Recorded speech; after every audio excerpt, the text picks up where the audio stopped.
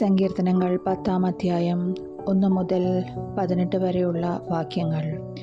കർത്താവേ, എന്തുകൊണ്ടാണ് അവിടുന്ന് അകന്നു നിൽക്കുന്നത്? ഞങ്ങളുടെ കഷ്ടകാലത്ത് അവിടുന്ന് മറഞ്ഞിരിക്കുന്നതെന്ത്? ദുഷ്ടർ ഗർവത്തോടെ പാവങ്ങളെ പിന്തുടർന്ന് പീഡിപ്പിക്കുന്നു. അവർ വച്ച കെണിയിൽ അവർ തന്നെ വീഴട്ടെ. ദുഷ്ടൻ തൻ്റെ ദുരാഗ്രഹങ്ങളെക്കുറിച്ച് വൻപ് പറയുന്നു.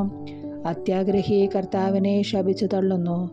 ദുഷ്ടൻ തൻ്റെ അഹങ്കാരത്തള്ളലാൽ അവിടുത്തെ അന്വേഷിക്കുന്നില്ല. ദൈവമില്ല എന്നാണ് അവൻ്റെ വിചാരം. അവൻ്റെ മാർഗങ്ങൾ എപ്പോഴും വിജയിക്കുന്നു. അവിടുത്തെ ന്യായവിധി അവന് കണ്ണെത്താത്ത വിധം ഉയരത്തിലാണ്.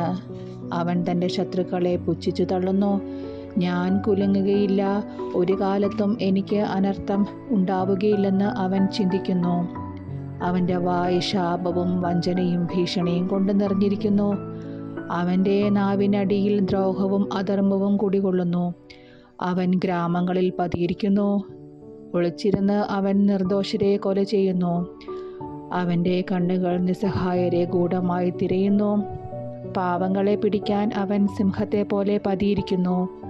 പാവങ്ങളെ വലയിൽ കുടുക്കി അവൻ പിടിയിലമർത്തുന്നു. നിസ്സഹായൻ ഞെരിഞ്ഞമർന്നു പോകുന്നു. ദുഷ്ടന്റെ ശക്തിയാൽ അവൻ നിലം പതിക്കുന്നു. ദൈവം മറന്നിരിക്കുന്നു.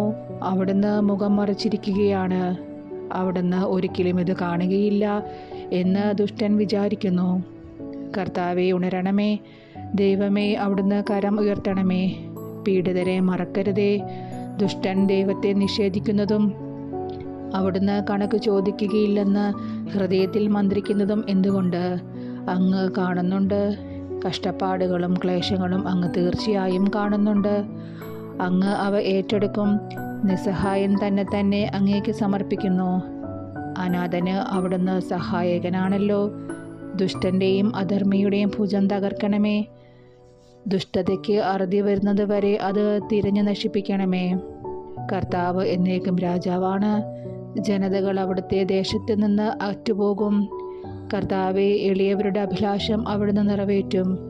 അവരുടെ ഹൃദയത്തിന് ധൈര്യം പകരും. അവിടുന്ന് അവർക്ക് ചെവി കൊടുക്കും. അനാഥർക്കും പീഡിതർക്കും അങ്ങ് നീതി നടത്തി കൊടുക്കും. മണ്ണിൽ നിന്നുള്ള മനുഷ്യൻ ഇനിമേൽ അവരെ ഭീഷണിപ്പെടുത്തുകയില്ല.